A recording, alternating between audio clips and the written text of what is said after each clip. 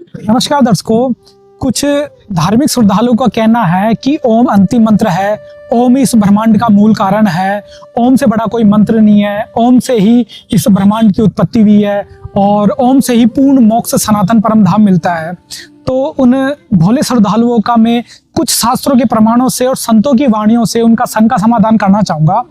जैसे कि श्रद्धालुओं का कहना है कि ओम है सबसे बड़ा, इससे बड़ा ना कोई, ओम मंत्र का जाप करे तो शुद्ध आत्मा होए, यानी ओम से बड़ा कोई नहीं है, ओम का जाप करने से आत्मा शुद्ध होती है और मोक्ष मिलता है। जबकि हमारे शास्त्रों में बताया है कि ओम काल ब्रह्म का मंत्र है। गीता अध्याय 8 श्लोक 13 में बताया है कि ओम इति एक अक्षरम माम विहारण अनुस्मरण, कि मेरा एक ओम मंत्र ही सिमरन करने का है और इस ओम मंत्र से ब्रह्मलोक की प्राप्ति होती है।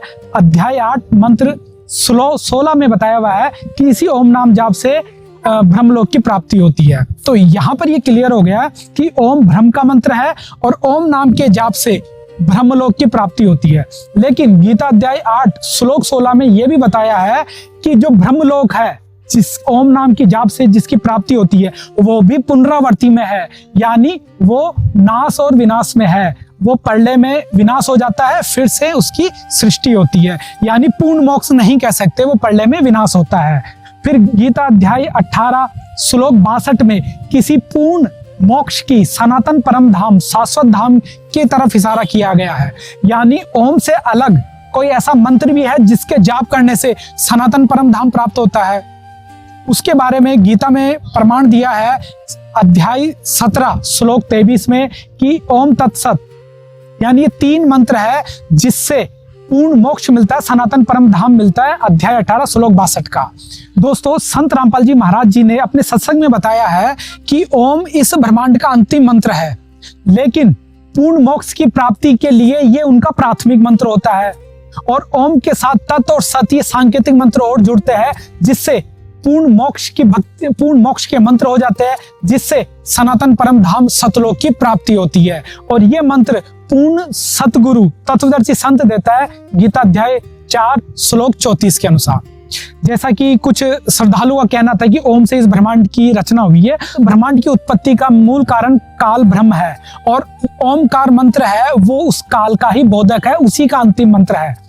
तो इस ब्रह्मांड की उत्पत्ति का कारण भी ओम है और ब्रह्मांड में ये गुंजायमान भी है, इसका नाद भी गुंजायमान है, लेकिन ये पूर्ण मोक्ष नहीं है। जो काल के 21 ब्रह्मांड है, इससे आगे भी सृष्टि है, इसके आगे भी परब्रह्म के साथ संग ब्रह्मांड है, जो गीता अध्याय 15 श्लोक 16 और 17 में जिस 3 प्रभु का वर्णन है, जिसमें क्षर पुरुष, अक्षर पुरुष और परम अक्षर पुरुष। तो जो परम अक्षर पुरुष है उसके असंख्य ब्रह्मांड है जो अविनाशी है, जिनका कभी विनाश नहीं होता। तो दोस्तों, ये जो सृष्टि है, काल सृष्टि है, ये ओम मंत्र ही इस काल सृष्टि का अंतिम मंत्र है। लेकिन पूर्ण परमेश्वर कबीर साहिब जी की भक्ति करने के लिए जब भक्ति की जाती है 3 मंत्रों के जाप से ओम तत्सत, तब उस समय ये ओम प्राथमिक मंत्र होता है और इससे ऊपर तत् और सत पूर्ण सांकेतिक मंत्र होते हैं, जिन्हें सतनाम और सारनाम भी परमेश्वर कबीर साहिब जी ने कहा है। और यही प्रमाण यजुर्वेद अध्याय 40 मंत्र 15 और 17 में भी है कि ओम खम ब्रह्म, यानी ओम का ही ये मंत्र है और इसी मंत्र से ब्रह्मलोक की प्राप्ति होती है, जो ब्रह्मलोक रूपी दिव्य आकाश में रहता है। मंत्र 17 में इसका प्रमाण दिया गया है।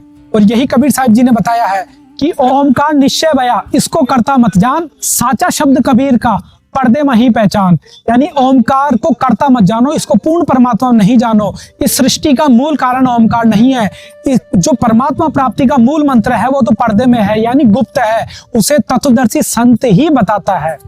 एक और वाणी कबीर साहिब जी ने फरमाई है कि ओम नहीं सबसे बड़ा, इससे ऊपर तत् खड़ा, तत् से सत महान, प्राप्त कर लो गीता का ज्ञान। गीता जी में भी ओम तत् सत की महिमा गाई है और पूर्ण संत जो परमेश्वर कबीर साहिब जी स्वयं आते हैं पूर्ण संत और सदगुरु रूप में, वो भी इन 3 मंत्रों को 3 तरह से दीक्षा देकर साधक को देते हैं, जिससे पूर्ण मोक्ष सनातन परम धाम, जिसे वेदों में यजुर्वेद अध्याय 5 श्लोक 32 में ऋत धाम कहा है, वही सतलोक प्राप्त होता है। और उसी सतलोक जो अविनाशी लोक है, जहां पर जाने के बाद साधक लौटकर दोबारा इस संसार में नहीं आता। तो ओम नाम से ब्रह्मलोक प्राप्त होता है जो नाशवान है, जहां जाने के बाद महाप्रलय होने पर ये ब्रह्मलोक में विनाश को प्राप्त होता है, तब जीव फिर से कर्मलोक में आता है।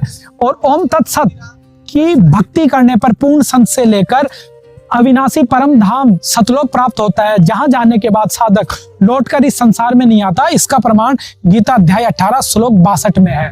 तो ओम अंतिम मंत्र नहीं है। आज आपको इस प्रमाणों से क्लियर हो गया है कि ओम से ऊपर भी और मंत्र है, जिनकी साधना पूर्ण संत से लेकर करने पर पूर्ण मोक्ष मिलता है, जो सतनाम और सारनाम है, जो वर्तमान में संत रामपाल जी महाराज दे रहे हैं।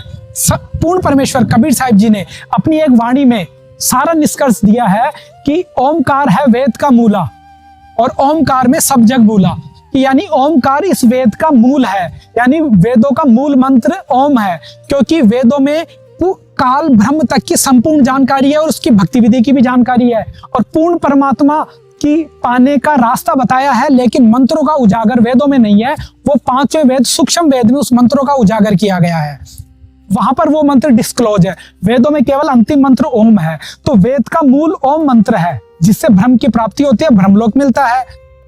और इसी ओमकार में सब जग भूला, इसी ओमकार को अंतिम मंत्र मानकर, पूर्ण मोक्षदायक मंत्र मानकर, सुखदायक मंत्र मानकर लोग भ्रम भूल में अभी तक फिर रहे हैं, और न तो उनकी मोक्ष होती है, न ही ओम मंत्र से उनको कोई सुख मिलता है। उनको अपने पूर्व जन्म के सुख ही प्राप्त होते रहते हैं। ओम से पूर्ण मोक्ष नहीं है। महाप्रलय में फिर से पुनः पृथ्वी लोक पर उस साधक को, जीव को आना पड़ता है। इसलिए पूर्ण मोक्ष की प्राप्ति तो ओम तत्सत से होगी, जो वर्तमान में तत्वदर्शी संत प्रदान कर रहे हैं। नमस्कार।